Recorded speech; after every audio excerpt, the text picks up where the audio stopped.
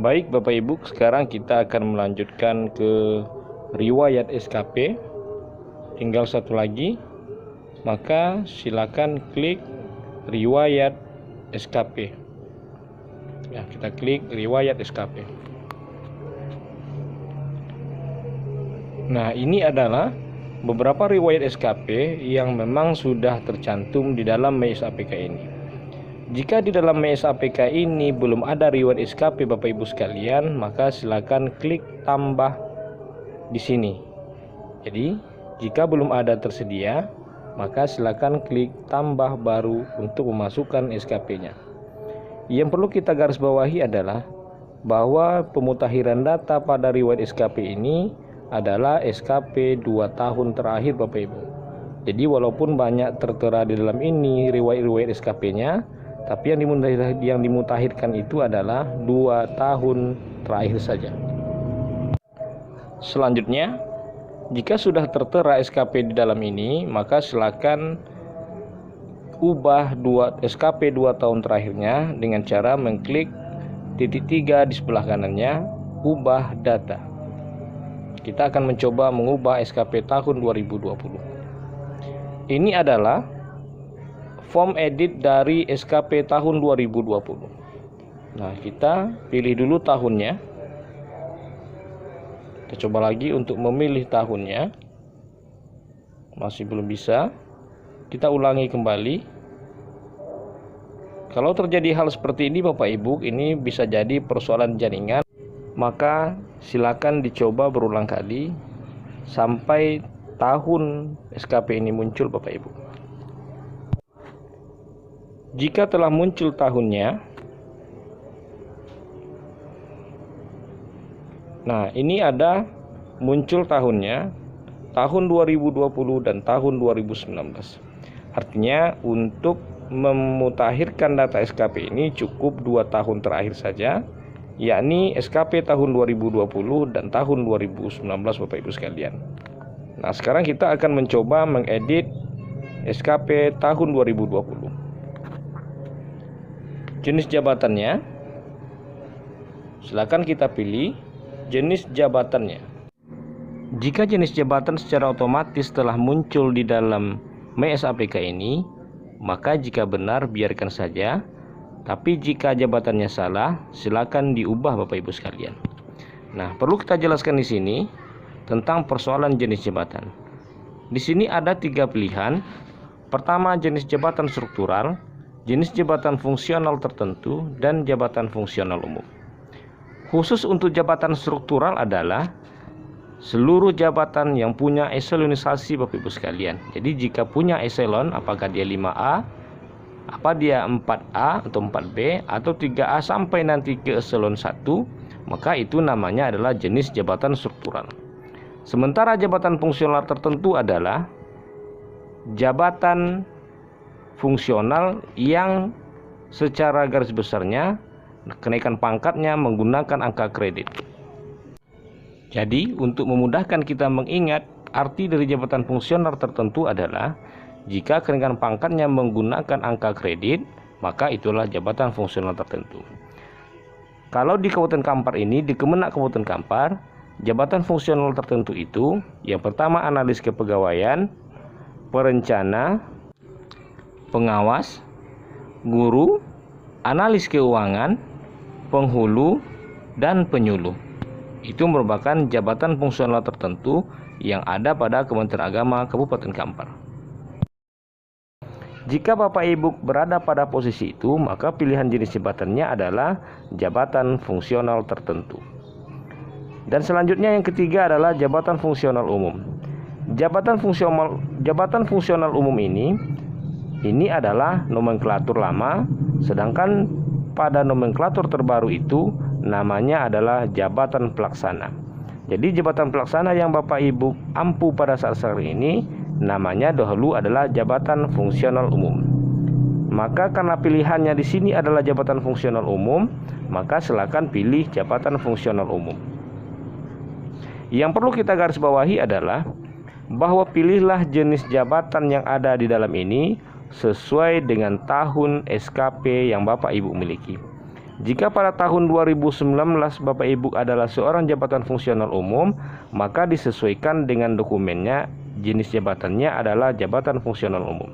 Selanjutnya pada tahun 2020 Bapak Ibu pindah menjadi fungsional tertentu, maka pilihlah jenis jabatannya jabatan fungsional tertentu. Jadi sesuaikan dengan dokumen yang Bapak Ibu miliki. Maka dalam contoh ini, pada tahun 2020, jenis jabatan kami adalah jabatan fungsional umum dan kami memilih jabatan fungsional umum. Selanjutnya kita pastikan nilai SKP-nya, orientasi pelayanan, integritas, komitmen, disiplin, dan kerjasama. Disesuaikan dengan dokumen yang kita miliki Bapak Ibu sekalian, agar tidak salah dalam entry data atau pemutakhiran data di dalam MES APK ini. Selanjutnya di scroll ke bawah ada data penilai. Jadi perhatikan betul-betul tentang data penilai ini. Jika sudah benar, biarkan saja. Jika ada yang tertinggal, silakan dimasukkan. Ini contohnya golongan penilai kita. Ya, silakan masukkan golongan berapanya dan TMT-nya kapan. Selanjutnya ke bawah ada data atasan penilai. Jadi data ini adalah data dari atasan penilai kita. Kalau kami berada pada subbak tata usaha, maka atasan langsung kami adalah kepala sub tata usaha, dan atasan penilai ini maksudnya adalah atasan dari subbagian tata usaha, yakni kepala kantor Kementerian Agama Kabupaten Kampar.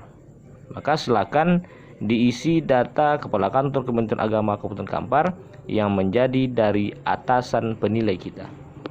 Jika sudah diisi, maka silakan klik lanjutkan.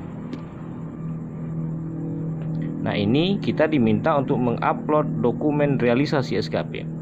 Kita bisa mengupload dokumen SKP sesuai dengan tahun SKP yang telah kita edit tadi Bapak Ibu sekalian. Silakan dimasukkan. Tidak boleh melebihi 1 MB kapasitasnya. Pastikan dia terchecklist benar dan berhasil. Selanjutnya silakan diklik lanjutkan. Jadi jika telah selesai mengupload dokumennya, maka silakan klik lanjutkan. Setelah itu silakan diperiksa kembali Bapak Ibu data dari entrian SKP tahun 2020-nya dan pastikan sudah benar. Jika sudah benar, klik saya menyatakan bahwa data yang saya input benar dan silakan kirim. Dan pastikan update SKP update berhasil. Selanjutnya silakan diklik kembali ke daftar riwayat dan kita akan melanjutkan untuk mengedit SKP tahun 2019.